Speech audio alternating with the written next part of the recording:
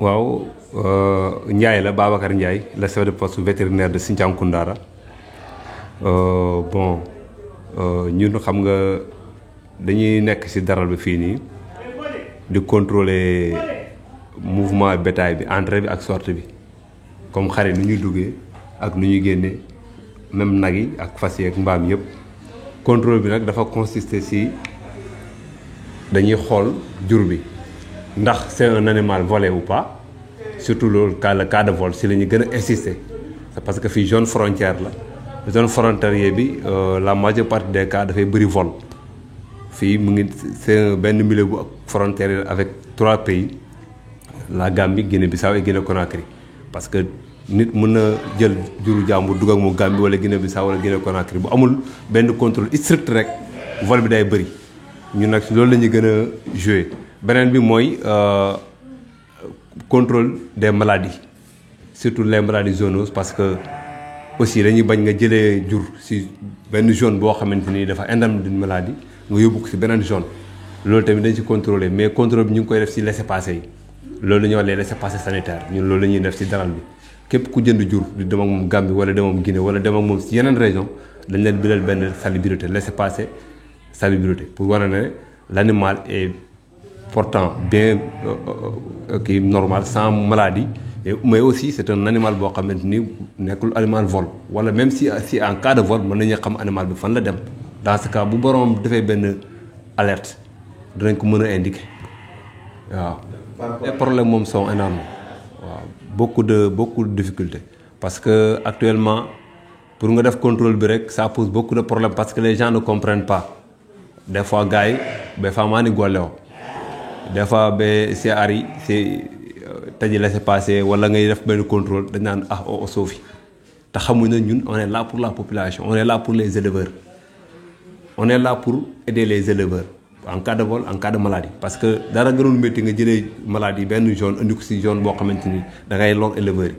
aussi wala éleveur yeew nagam wala mu yeew juróom te dina la nga ñëw jël ko yóbbu ko loolu tamit dafa métti donc ñun on est là pour ça waaw. difficulté yi ñuy rencontré mooy lu ma la wax ñàkk sensibilisation bi la parce que da ngay ñëw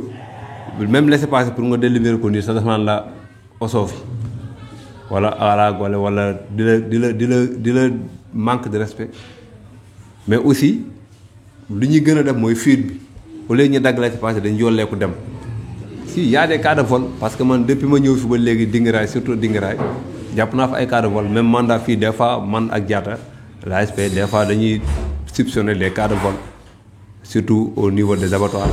wala marché bi mais en général buy soupçonner rek dañ koy gis. lu ak xar moom wax actuellement cher na cheral bi lu ko def mooy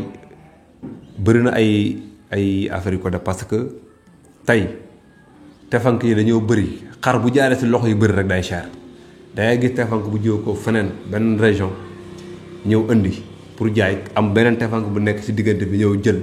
pour am ci dara tefank boobu day am keneen ku ñëwaat jël pour amaat ci dara donc finalement day dem ba xar day cher mais bu doon ne xar bi fu mu jiwoo koo rek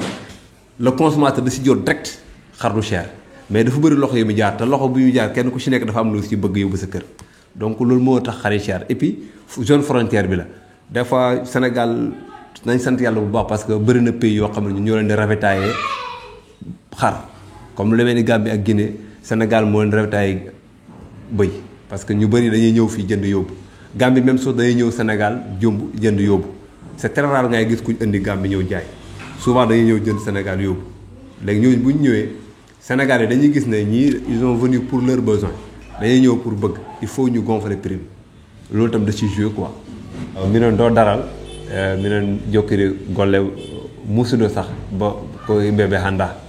pularam laabani nag mais mi waɗi essai seeɗa par ce que golle amen golle vétérinaire o ko sengo cellal nayi ɗi mais cengo ujugol jiɗi par ce que do daral manda no wonde frontiére Gambie Guinée et les deux Guinée donc si a wujji jawdi rek seeɗa rek a naati Gambie walla a naati Guinée donc au contrôle ko contrôle musuɗo strict ko minen waɗi ga par ce que kala jawdi naati Gambie heɓay kayit kala ngewri naati Guinée heɓay kayit si a heɓata kayit ɓe jaɓata ɓe naati ɗum c'est pour ko waɗi fof poids wujugol aussi seeɗa mais si a waɗi des fois si a waɗi o golle même éleveur ji ɓe hannda sens jiɗi ɓe ara wiyo o soofi o gollani o alors que ko minen golle o ko hakkunde éleveur jiɗi e wujugol jiɗi minen ko ɗum woni golle amen des fois parfois minen nangay wujju o surtout dingiray walla même daral walla même abattoir mandat même luuma des fois mais waɗi soupçonné wujugol te la majeure partie des cas si minen waɗi soupçonné wujugol ko wujugol mi nangay gila minen fulli o façon golle ha joni usugol no wujugol o no usti seeɗa ɓe haali gonga par ce que jawdi ji ne seeri ha ɓurti mais seergol o fof moyi ko junngo hewɗo par ce que des fois tefankeji ɓe aray tefankeji mawɗo ɓe aray nder Sénégal comme région ji ɗiɗi région ji hewɗo ɓe ari si ɓe ari no heewi tefankeji wonno nder sur place kamɓe se ɓe jettay pour yeye goto pour heɓay gotum kamɓe aussi no wodi tefanke hakkunde éleveur consommateur ji e tefankeji no heewi kala muɗum faala seeɗa pour nabu galle makko donc joni si wonno an consommateur a yahay jettaymo direct ala hakkundeji ɗi donc maaluji seeratani ɓuri mais ko hakkundeji ɗi woni heewi ko ɗum woni probléme komi waɗi lance message en tant que chef de poste vétérinaire Sinthiane Koundara moy consommateur ji ɓe waɗay doucement ɓe laare ñawdi ji moƴƴo ɓe acci hakkil ñawdi jiɗi ɓe acci hakkil aussi pinguji ɗi surtout pinguji ɗi par ce que hande no heewi pingu o to ɓe hannda lekkeleji délai pingu o ɓe are mi pingoyma ñawdi ma pour o haari do e tabaski alors que pingu o do e tabaski date o gasata donc si a ñaami ko probléme ɓe laare sengo pingu o mais aussi ɓe laare sengo cellal ɓe soore jawdi ko moƴƴo pour si a ɓe ñaamimo ɓe heɓata probléme kala mu probléme ɓe jogui ɓe yaa lamɗo vétérinaire makko ɓe woni ɓe expliqué no wodi lekkele si a pingi moon o watta hay fus mais lekkele ji heewi si a pingi no wodi délai de temps si délai o gasani rek si a ñaamimo a mayata joni mais heɓay caɗele yesso quoi ko ɗum mi ñaagui éleveur ji ɓe waɗay doucement ɓe waɗay tefanke ji mi ñaagui mi uste prix ñawdi ji ɗi par ce que ñawdi no ɓurti no seeri ha ɓurti te ko fof ko nder Sénégal ko ɗum mi ñaagui éleveur ji ɗi e tefanke ji quoi. C'est vraiment Zél Diatta, ASP, chef de poste de Sinthiane Koundara. Il a tout dit, le chef de service là. Ce qu'il a dit, je pense que c'est ça quoi. Parce que ici, souvent on a des problèmes de vol ici. Au niveau de battoir, de forage aussi, il y a souvent des gars de vol. Mais si on a eu ça, directement on signale ça. Mais c'est pas de temps en temps aussi, mais surtout à l'approche de la fête là aussi. Des fois, il y a des voleurs qui se profitent aussi pour venir ici. Mais ce qu'il a dit aussi, la santé animale, c'est très important aussi. Avant de payer, il faut regarder l'animal. Son état de santé, c'est très important aussi, quoi. C'est ça. Si vraiment on est content de votre présence ici, quoi. C'est la première fois, mais c'est bon aussi, quoi. Vraiment, on est content. Je vais conclure, moi. Je remercier Mandat TV. Content trop si liggéey bi ngeen def parce que des fois ñu ngi suivre seen information sur réseaux sociaux yi vraiment mu nekk